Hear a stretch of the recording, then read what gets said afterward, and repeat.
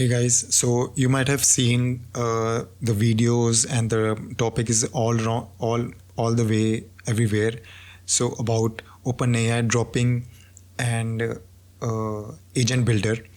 So we are going to talk about that, and most of the people, most of the big influencer and people who talk about AI stuff is not talking about in detail and in a very brief and digestible way.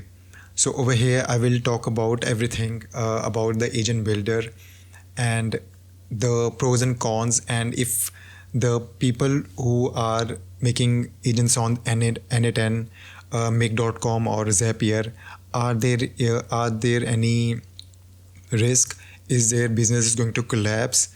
Will AI agent OpenAI will completely overtake N8N and stuff? We will talk about everything over here.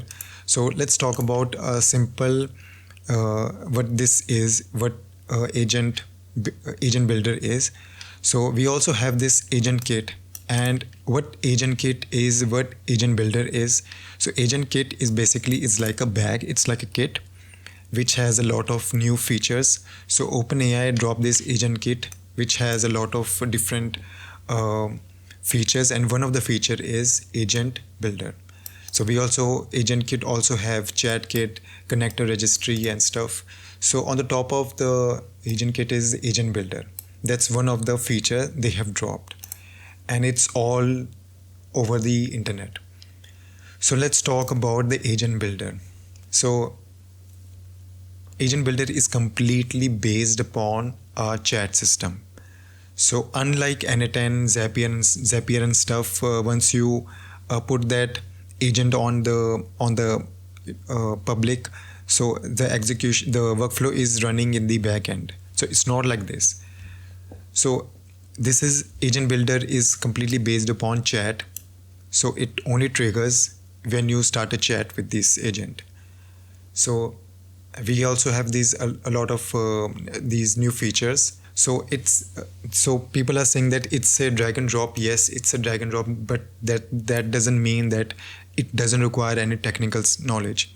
It does require technical knowledge. You need to have a fundamental understanding of the codings and stuff. So let's start with agent.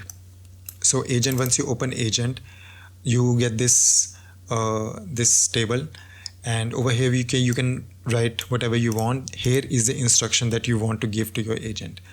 So as I told, it is a chat model. It is this agent builder is completely based upon chat.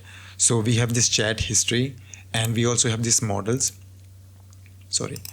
So the lower the this reasoning effort, the minimal your tokens will be charged. So higher means more token, and it also means higher if it, the but it also means it is more effective. You will get a good answer, good response. And we have this tool. So we have this client tool, MCP server, file search, web search, and code interpreter. So this MCP server, file, and web search, these are the three most tools that is going to be used. So there is a lot of confusion on MCP server. I will talk about this in just a second. This is the file search. So basically, like in N8N, you have to connect your agent to a separate database. For example, you use Superbase. So you upload the documents onto some separate website, separate drag. So over here we don't have to use that. Over onto this agent builder, you can just simply upload the file over here and just connect it to it. And over here we have this web search. Again, you can use this agent to search for specific website or websites. So these three are the most used tools. So this MCP server, so here is the confusion takes place. So there is a lot of confusion between MCP and an API. So let me give you an example. So API is basically a menu of a restaurant. So MCP server is an entire app. So on this app you can order the food, you can look at the menu, order the food, and also you can talk to the supervisor representative, and you can also do the payment. So API means when you connect one website to another. So let's say I want to connect my agent agent builder to YouTube. For that I will I may need an API. If I want to connect my N10 to some other website, for that we have HTTP request node. So that's where the API comes in. When you connect your agent to some other specific website using an API, it requires a little bit of coding.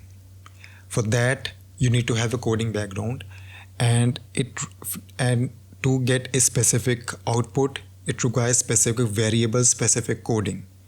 Otherwise you won't get a specific output. So if I connect my agent to YouTube using MCP server, all I have to do is put the instruction onto my LLM and I will get the output, and that's it. So it saves a lot of time and it is more convenient. So that's the simplest example of MCP server. Instead of connecting to different websites, we have websites that has the entire MCP servers collection. For example, Zapier is a good example. So MCP server is just all you have to do is put the instruction to the LLM, and that's it. So over here we also have this endpoint and node. So once the workflow is done, so it comes to an end. And we have this node. So if you want to write some node, if you want agent to answer a specific question or inquiries to the user or the client, this is where it comes in. You just upload the data of the business over here. And this is the guardrail. This is a very good feature that OpenAI put. So guardrail. So unlike N10, we don't actually get any protection regarding a personal detail. So it has a little bit of vulnerability. So over here we have this guardrail. We have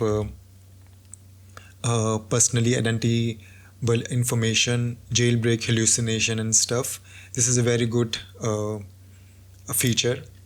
And we also have this MCP we have already talked about.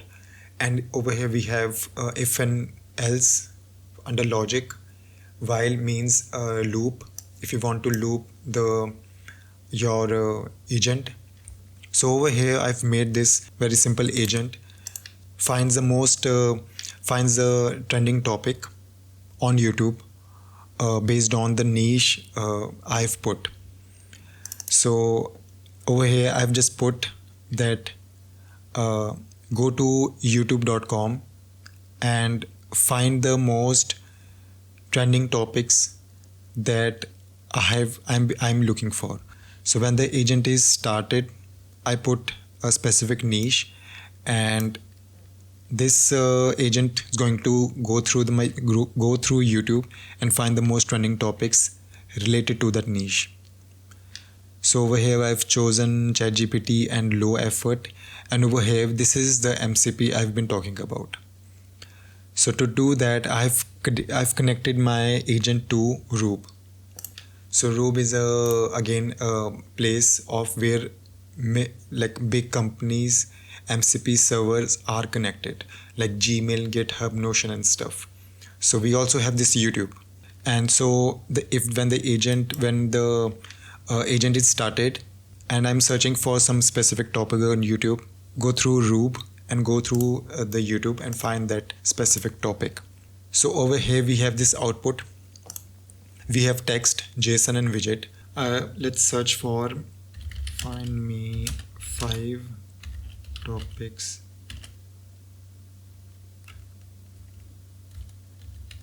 YouTube topics on OpenAI. So here is the output. So we have this list of everything. So we wanted YouTube topics on OpenAI. So these are all the things. So definitely this is a 1 to 2 lines, because my agent is this. This is how I've instructed my agent. So this is how it works. So this is the agent builder. So let's come to the bigger question. Will this overtake the N10 and make.com or Zapier? Definitely not, because everyone, this both, all these agent builders and the companies have plus and minus in their own way. They both have their things that makes them a little bit of different. For example, the big one is agent builder is completely based upon chat. So it only starts when you start doing some chat. So for N10, it doesn't require any chatting. I mean, it does have a feature of start trigger with a chat, but it also runs without the chat. Same case we same for the Zapier. Well, the businesses no longer will be in the need of agent building. Definitely not, because to build an agent, it does require a little bit of technical knowledge. So you don't have to worry about OpenAI completely shutting off the all the agent building agencies. Don't worry about that. That's it. Take care.